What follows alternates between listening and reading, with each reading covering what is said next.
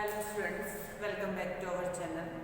Students, जैसे कि SS में हमारा अति भाग 2 चल रहा है और उसके लेसन 11 कंप्लीट हो चुके हैं। आज हम लेसन 12 रीड करेंगे। ओके, जैसे लेसन 11 जो था वो हमारा था राष्ट्रीय आंदोलन का संगठन 1870 से 1947 तक। ये लेसन 11 था।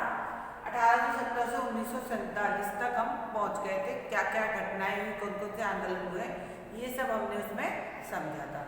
तो जब 1947 में हम पहुंचे, यानी जब हमारी आज़ादी का समय आ गया, 15 अगस्त 1947 को हमारा देश आज़ाद हो गया था। तो हमारा जो अब नेक्स्ट लेसन है वो स्वतंत्रता के बाद भारत में क्या क्या समस्याएं, किस प्रकार से भारत ने अपनी आने वाली जो आज़ादी थी उसको संभाल के रखा, किस प्रकार से अंग्रेजों से आज़ाद होने के बाद वो अपने पैरों पर खड़े हुए, ये सब हम इस लेसन से समझेंगे। तो स्वतंत्रता के बाद इस लेसन में हम स्वतंत्रता के बाद क्या हुआ उसके बारे में जानेंगे। ठीक है, 15 अगस्त को हमारे देश को स्वतंत्रता मिली। 1947 में स्वतंत्रता मिलते ही देश के 3 हिस्से हो गए, भारत, पश्चिमी पाकिस्तान और पूर्वी पाकिस्तान। हिंदुस्तान जो था वो बढ़ चुका था। उसके बाद क्या हुआ, जो पाकिस्तान के एरिया में रहने वाले लोग थे वो अपने भारत में आने लगे, जो हिंदू लोग थे, और जो मुसलमान भारत में रहते थे वो पाकिस्तान की तरफ जाने लगे। क्योंकि हिंदुस्तान जब बटा तो भारत जो था वो हिंदू प्रधान देश बना और पाकिस्तान जो था वो मुस्लिम प्रधान देश बना। तो जो यहाँ वहाँ जो दूसरे जाति के लोग थे, जैसे यहाँ पे मुस्लिम लोग थे, वो उस साइड जाने लगे, और जो उस साइड हिंदू लोग थे वो इस साइड आने लगे। तो आप वैसे भी मूवीज़ वगैरह में, बुक्स वगैरह में पढ़ते होंगे कि जब देश का विभाजन हुआ और लोग इधर से उधर जा रहे थे तो कितना खून खराबा, कितनी परेशानियाँ हुई थी। तो उस समय क्या हुआ कि लोग जो थे एक जगह से दूसरी जगह शिफ्ट हो रहे थे। तो जब भारत बटा, हिंदुस्तान बटा, तो जब पाकिस्तान से लोग आने लगे बहुत सारे, तो उनके रहने, खाने, रोजगार की समस्याएं आने लग गई थी। ठीक है, सबसे पहली समस्या आई थी शरणार्थी की समस्या। शरणार्थी समस्या, ये शरणार्थी तो थे जो पाकिस्तान वाले हिस्से में रहते थे और भारत की तरफ आ रहे थे। तो वो अपना घर बार सामान सब वहाँ छोड़ के हमारे भारत की तरफ आ रहे थे। तो भारत के ऊपर उनको दोबारा से बचाने की, उनके लिए रोजगार की, खाने की समस्या आगे आ गई थी, उनको ये सब सुविधाएं प्रदान करनी थी। ठीक है, 3 प्रकार की जो नव स्वाधीन जो भारत था, नया नया जो आज़ाद हुआ भारत था, उसके सामने 3 समस्याएं। पहले आई शरणार्थी की समस्या, दूसरी आई क्या कहते हैं, देशी रियासतों की समस्या,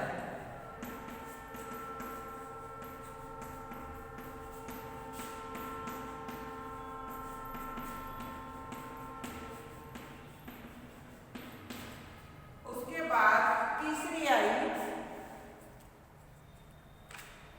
एकता की समस्या।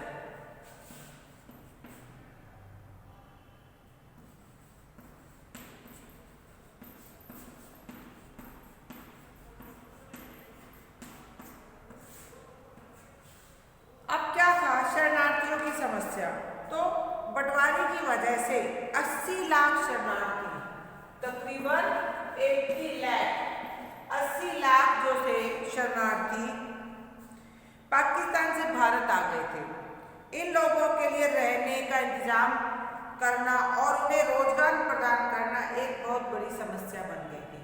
80 लाख लोग एकदम से जब दूसरी जगह से हमारे देश में शिफ्ट होते हैं तो उन लोगों के लिए रहने की जगह और फिर उनके खाने के साधन, रोजगार के साधन, ये एकदम से तो जुटाए नहीं जा सकते ना। लेकिन जब वो आ जाते हैं तो बेटा उनको खाना भी चाहिए, रोजगार भी चाहिए और रहने की जगह भी चाहिए। तो भारत के सामने सबसे बड़ी समस्या ये आ गई थी कि 80 लाख लोगों के लिए कहाँ उनको ठहराया जाए, कैसे उनको रोजगार प्रदान किया जाए जिससे उनका जीवन यापन आसानी से हो। दूसरी समस्या थी देशी रियासतों की समस्या, देसी नहीं देशी, देश की रियासतों की समस्या। देश में लगभग 500 रियासतें, कितनी 500। देश में लगभग 500 रियासतें राजाओं या नवाबों के शासन में चल रही थी। 500 ऐसा मतलब एक वो थे, लोगों के अलग अलग अपने राजपाट थे जो राजाओं के कंट्रोल में उनका काम चलता था। 500 रियासतें देसी राजाओं और नवाबों के शासन में चल रही थी। इन सभी को नए राष्ट्र में शामिल होने के लिए तैयार करना भी एक बड़ी समस्या थी। मतलब हमारे भारत में क्या था, ये कैसा था, एक राजा प्रधान देश था, वहाँ राजा की मानी जाती थी, राजा हमारे लिए सब कुछ होता था। तो अलग अलग जैसे अब राज्य है, पहले अलग अलग राजा के वो एरिया होते थे कि इस राज्य इस इतने एरिया में इस राजा का राज्य चलता है, इतने एरिया में इस राजा का राज्य चलता है। तो 500 प्रकार की ऐसी रियासतें थी जहाँ अलग अलग 500 तरह के राजाओं के राज चलते थे। वो लोग उन्हीं के फॉलोवर थे, उनको मानते थे। उन लोगों को यह समझाना कि अब देश आज़ाद हो चुका है, राजाओं का राजपाट समाप्त होकर देश में एक लोकतंत्र की स्थापना की जा रही है, लोकतंत्र अपनाया जा रहा है। तो पुराने विचारों वाले लोगों को जो अपने राजाओं को ही सब कुछ मानते थे, ऐसे लोगों को यह समझाना बड़ा मुश्किल था कि लोकतंत्र क्या है, किस प्रकार से हमें लोकतंत्र को मानना है। तो उन्हें क्या करना कि उन्हें अपने नए राष्ट्र में शामिल करना भी एक बहुत बड़ी समस्या थी कि अपने इस पुराने दर्रे को छोड़ के नए लोकतंत्र के शासन को अपनाने के लिए राजी करना। तीसरी समस्या आई एकता की समस्या। 1947 में भारत की 34.5 करोड़ की आबादी ऊंची और नीची जातियों में बुरी तरह बटी हुई थी। जब भारत आजाद हुआ तो भारत की 34.5 करोड़ की जो आबादी थी वो ऊंची जाति और नीची जाति के बीच में बटी हुई थी। छुआछूत तो उच्च जाति के लोग और नीचे जाति के लोग, ऐसे विचार हमारे भारत में उस समय बहुत ज़्यादा थे। लोग छुआछूत बहुत मानते थे, उच्च जाति के नीचे जाति के। तो लोगों को ये समझाना कि हम सब बराबर है, कोई ऊंची जाति का या कोई नीची जाति का नहीं है, सबको समान अधिकार प्राप्त होने चाहिए। तो ये चीज़ें जो थी समझाना बड़ा मुश्किल कार्य था। इतनी विविधता और भेदभाव वाले लोगों को एक राष्ट्र राज्य के रूप में संगठित करना बड़ी समस्या थी। यानी इतनी विविधता, अलग अलग प्रकार के धर्मों को, संस्कृतियों को मानने वाले लोग और जातिवाद में विश्वास रखने वाले लोग, इनको एक राष्ट्र में शामिल करना बहुत बड़ी समस्या थी। तो आपने देखा भारत आज़ाद तो हो गया, 15 अगस्त 1947 को हमें आज़ादी तो मिल गई, लेकिन उस आज़ादी के बाद हमारे देश में कितनी बड़ी 3 समस्याएं आई जिनका हमारे देश ने बड़ी बखूबी क्या कहते हैं इनका सामना किया।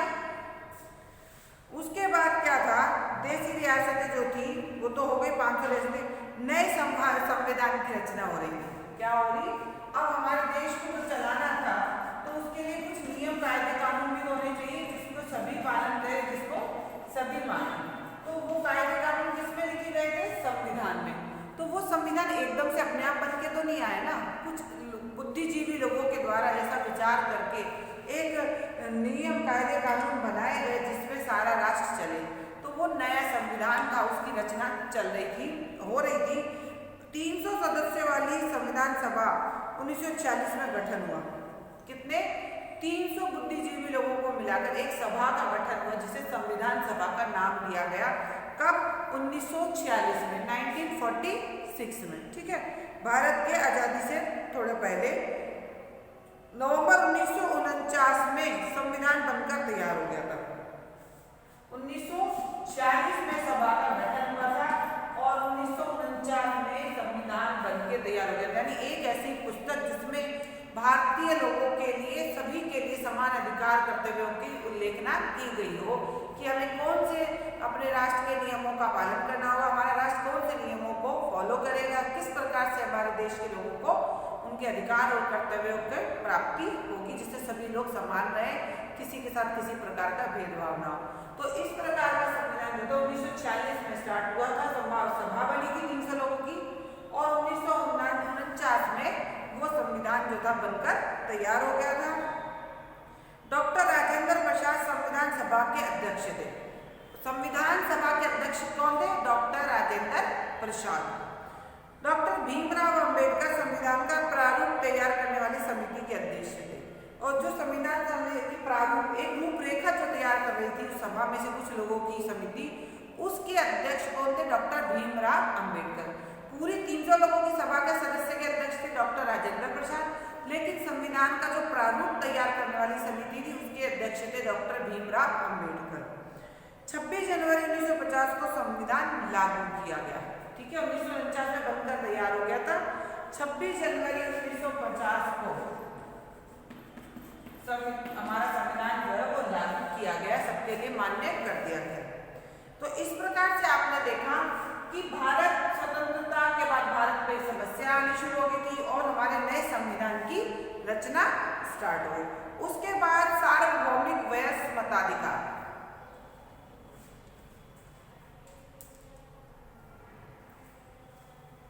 उसके बाद आया सार्वभौमिक वयस्क मताधिकार।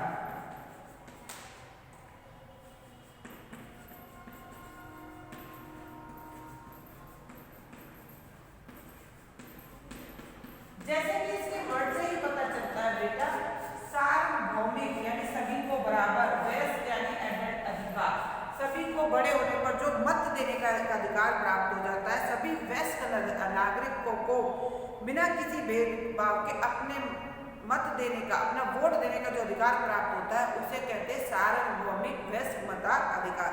वो किससे हुआ? हमारे संविधान सभा में ये निश्चित किया गया कि भारत के जितने भी वयस्क नागरिक एज पर्टिकुलर डिसाइड की, उस एज के बाद उस एज से जितने भी भारत के वयस्क मताधिकार हैं सबको अपना मत यानी अपने विचार रखने, अपने अनुसार किसी भी सरकार के किसी भी व्यक्ति को चुनने का अधिकार दे देंगे, अपने चुनाव का तो वोट देने का मत देने का अधिकार, तो वो कहलाया सार्वभौमिक वयस्क मताधिकार। ठीक है, सब अपने वयस्क व्यक्ति को, भारत के वयस्क नागरिक को अपना मत देने का अधिकार।